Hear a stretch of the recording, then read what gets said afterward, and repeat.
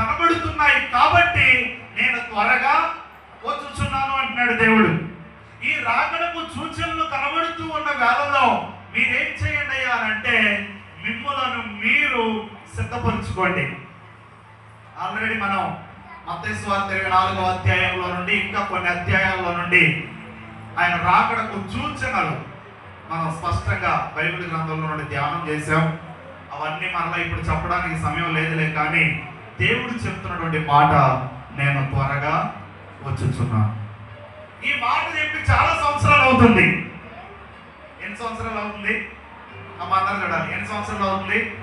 నేను త్వరగా వచ్చుచున్నానని యోహాను గారికి చెప్పి చాలా సంవత్సరాలు అవుతుంది. మరి ఎందుకు ఆలస్యం అవుతుంది? మరి ఎందుకు దేవుడు రావట్లేదు త్వరగా? దేవుడు ఎందుకు వస్తానన్న దేవుడు ఎందుకు ఆలస్యం చేస్తున్నాడు? ఎందుకు మాట తప్పే దేవుళ్ళ కనబడుతున్నాడు? లేకపోతే చెప్పిన మాట ఆలస్యం చేసేవాళ్ళ ఎందుకు కనబడుతున్నాడు? ఇదిగో నేను త్వరగా అనే మాట వాడుతూ కూడా 2000 సంవత్సరాలు అయిపోయింది దాదాపుగా. అంటే యేసు ప్రభు వారి కాలంలోనే యోహాను శిష్యుడు ఉన్నాడు కాబట్టి మొదటి శతాబ్దంలోనే యోహాను గారి చేత దేవుడి మాటలు రాయించాడు. అంటే మొదటి శతాబ్దం మొదలుకొని ఇప్పుడు 2025వ సంవత్సరం వరకు దాదాపుగా చాలా సంవత్సరాలు గడుస్తున్నాయి. ఇదిగో నేను త్వరగా వచ్చుచున్నాను అన్న మాట ఇచ్చిన దేవుడు ఇంకా ఎందుకు రాలేదు? ఎందుకు దేవుడు ఆలోచన చేస్తున్నాడు? ఏంటి ఆయన ఉద్దేశం ఆలోచన చేయడానికి? బైబిల్లో మాట మనం ఎప్పుడూ మాట్లాడుతూ ఉంటాం. భూమి గతించిన, ఆకాశములు గతించిన నా మాట, నేను చెప్పిన మాట ఎన్నడూ గతించదట. అంటే దేవుడు మాట ఇస్తే ఆ మాట ఖచ్చితంగా ఏమైంది? నెరవేర్చబడింది. అయినా 2000 సంవత్సరాలు అవుతున్నప్పటికీ కూడా మరి ఎందుకు ఈ మాట నెరవేర్చబడట్లేదయ్యా అంటే, ఎందుకు ఆయన రావడం ఆలస్యం అవుతుందయ్యా అంటే, ఎందుకు మాట ఇచ్చిన దేవుడు త్వరగా వస్తున్నాడు అన్న మాట పలికిన దేవుడు ఆలోచన చేస్తున్నాడు ఎందుకయ్యా అంటే, ఒక అద్భుతమైనటువంటి మాటను మనం పరిశుద్ధ లేఖన గ్రంథంలో నుండి చదువుకుందాము రండి. పేతురు గారు రాసిన 2వ పత్రిక 3వ అధ్యాయం. పేతురు రాసిన 2వ పత్రిక 3వ అధ్యాయం, పేజ్ నెంబర్ 219. 219 3వ అధ్యాయం.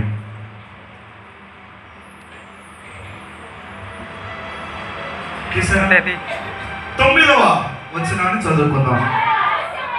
కొందరు ఆలస్యమని ఎంచుకున్నట్లు ప్రభువు తన వాగ్దానమును గూర్చి ఆలస్యము చేయువాడు కాడు కానీ, ఒక్క నిమిషం ఆ మాట క్లియర్ చేసుకుందాం.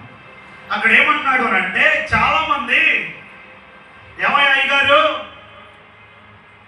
యోహాను గారు అదే మాట చెప్పాడు, యోహాను గారి తర్వాత వచ్చిన అయ్యగారులు అదే మాట చెప్పారు, ఆ అయ్యగారుల తర్వాత వచ్చిన అయ్యగారులు అదే మాటలు చెప్పారు, 1000 సంవత్సరాల క్రితం అయ్యగారులు అదే మాట చెప్పారు, 2000 సంవత్సరాల క్రితం అయ్యగారులు అదే మాట చెప్పారు, ఇప్పుడు 2025లో కూడా నువ్వు అదే మాట చెప్తున్నావు.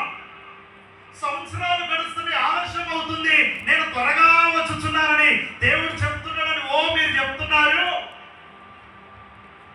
దేవుడు ఎక్కడ వస్తున్నాడు, ఇంకా రావట్లేదు కదా అని చాలా మంది ఏమనుకుంటున్నారంటే ఆలస్యం అని ఎంచుకుంటున్నారంట. ఏం చేస్తున్నారంట? దేవుడు వాగ్దానం ఇచ్చాడు, ఆలస్యం అని ఎంచుకుంటున్నాడంట. కానీ ఎవడును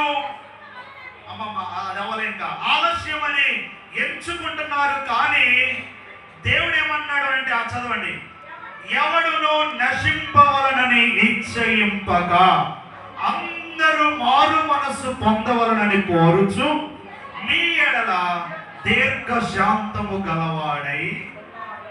ఎంత అద్భుతమైన మాట అండి. ఓ ప్రియ దేవుని బిడ్డలారా, జాగ్రత్తగా వినండి.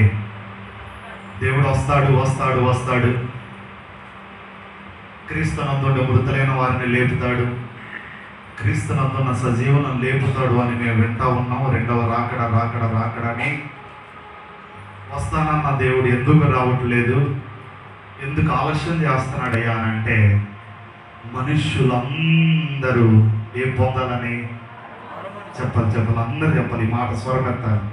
మనుషులందరూ ఏం పొందాలని? అందరూ చెప్పాలి, ఏం పొందాలని? అందరూ మారు మనసు పొందాలి. మారు మనసు పొందాలి అన్న మాటకు ముందు ఇంకో మాట చెప్పాడు. ఏమని చెప్పాడు? ఎవడు నశింపకూడదని దేవుడట ఇష్టపడుతున్నాడంట. జాగ్రత్తగా విందాం, ఈ రెండు మాటలు చాలా అద్భుతమైనవి. ఎందుకు దేవుడు రావట్లేదయ్యా అంటే, తల్లులారా వినండి, బాప్తిస్మము లేని వారులారా, దేవుడు ఎందుకు రావడం ఆలస్యం చేస్తున్నాడయ్యానంటే, ఒకవేళ ఈ క్షణంలో దేవుడు వస్తే ఆయనను నమ్మి బాప్తిసం పొంది నీతిగా యథార్థంగా పవిత్రంగా సాక్షి జీవితాన్ని కాపాడుకుంటూ బ్రతుకుతున్న పరిశుద్ధులు ఎత్తబడితే, విడవబడిన నీ పరిస్థితి ఏంటి? మరి బాప్తిస్మము లేని నీ పరిస్థితి ఏంటి? మారు మనసు లేని నీ పరిస్థితి ఏంటి?